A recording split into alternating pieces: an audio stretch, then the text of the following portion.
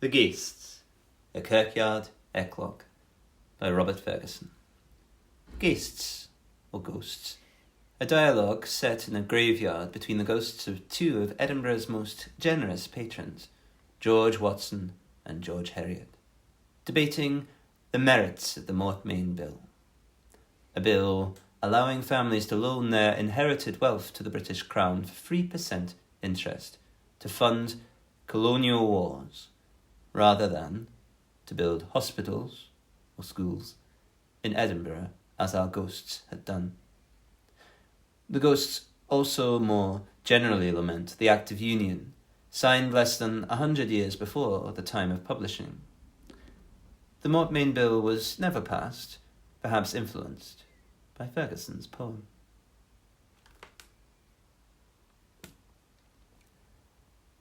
Did you not say, in good Anne's day, and vow and did protest, sir, that when Hanover should come over, we surely should be blessed, sir?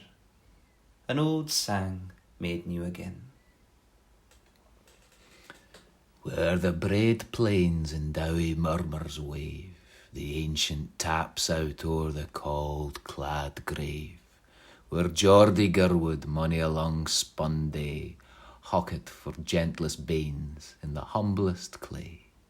Twa-sheeted ghaists, sae grisly and sae wan, mang lanely tombs their doof discourse began. Cold blaws the nippin' north, wi' angry sook, and showers his hailstones through the castle clook. All the grey friars where, at Mercasture, bogles and spectres want to tak their tour, howling the powls and shanks to hidden cairns among the hamlocks wild and sunburnt fairns.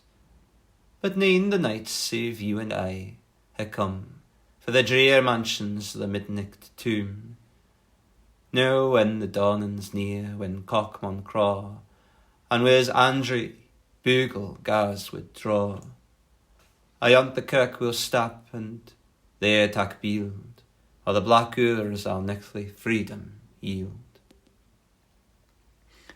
I'm weel content, but binny cassin doon, or nor true the cock will ca ye hae more soon, for though the eastern lift betokens day, changing her rookily black for mantle grey, nae weir like bird or knell of parting rings, nor sheds the colour moisture frae his wings. Nature has changed her course, the birds o' day dozing in silence on the bending spray, while owlets round the craigs at noontime flee, and bloody hawks sit singing in the tree. Ah, Caledon, the land I aince held dear, sair main mak I for thy destruction near. And thou, Edina, aince my dear abode, when royal Jamie swayed the sovereign rod, in they blessed days weel did I think bestowed to blaw thy poor tooth wi' heaps o' gold, to make thee sonsie seem wi' mony a gift, and gar thy stately turrets spield a lift. In vain did Danish Jones wi' gimcrack panes and Gothic sculpture fret the pliant stains. In vain did he affix my statue here, brawly to busk wi' flowers ilk coming year. My towers are sunk, my lands are barren now, my fame, my honour, like my flowers maun dow. Sure, Major Weir or some sick warlock wicht has flung beguiling glamour o'er your sicht, or else some kittle cantrip thrown, I ween, has mound in merely goes my ain twa een. If ever aught for a sense could be believed, and see no hae my senses been deceived, this moment o'er the tap o' Adam's tomb, for easy can I see your chiefest dome. Nae corby fleeing there, nor crouping craws, seems to forespeak the ruin o' thy halls.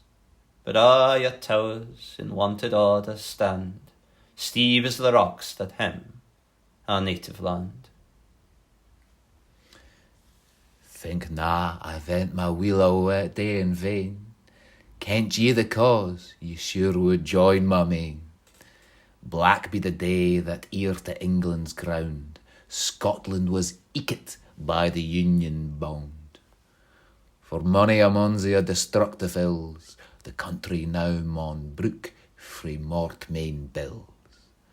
The void our testaments can freely gie, sick will and scoop to the ordained trustee, that he may tear our stateliest riggins bare, nor acres, houses, wood, nor fishing spare, till he can lend the stoiterin state a lift, wi' golden goupins as a grassome gift. In lieu o' whilk, we maun be well content to tine the capital for 3%.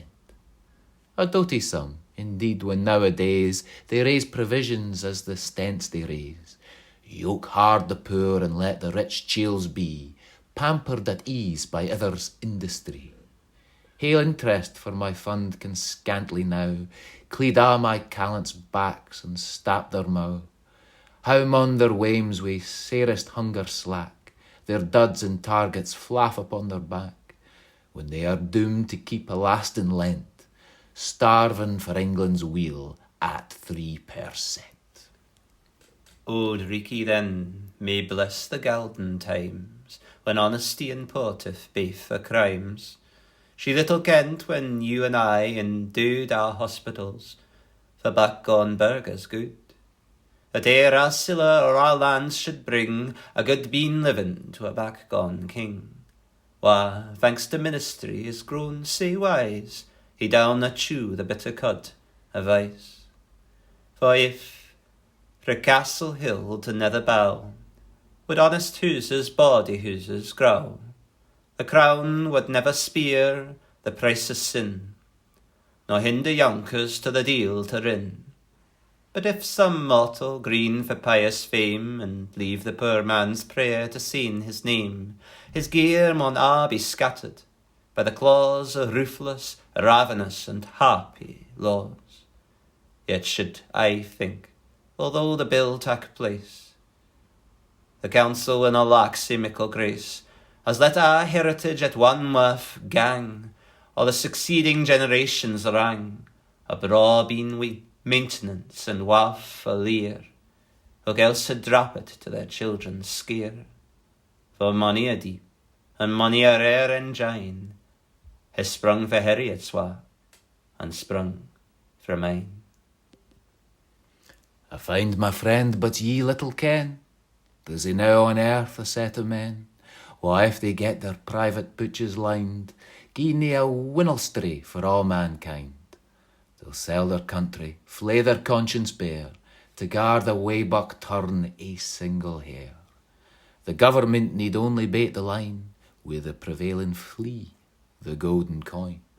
Then our executors and wise trustees will sell them fishes in forbidden seas, upon their dwining country girn support, laugh in their sleeve, and get a place in court. Ere that day come, I'll mang our spirits pick some ghaist that chokes and conjures with old Nick, to gar the wind with rougher rumbles blaw, and wichtier thuds than ever mortals saw. Fire flocked and hail with tenfold furies fires shall lay yeard lake Edina's airy spires. Tweed shall rin rout and doon his banks out our, till Scotland's out o' reach o' England's power. Upon the briny Borean jaws to float, and morning Dowie soaks her Dowie loat. Yonder's the tomb of wise Mackenzie famed, was law's rebellious bigotry reclaimed, freed the hale land of covenanting fools, wha erst had fashed us wi' unnumbered duels. Till night we'll take the sword aboon our paws, and then when she her ebon chariot rows, we'll travel to the vault wi' stealing stap, and walk Mackenzie frae his quiet nap. Tell him our ails, that he, wi' wanton skill, may fleg the schemers o' the Mortmain Bill.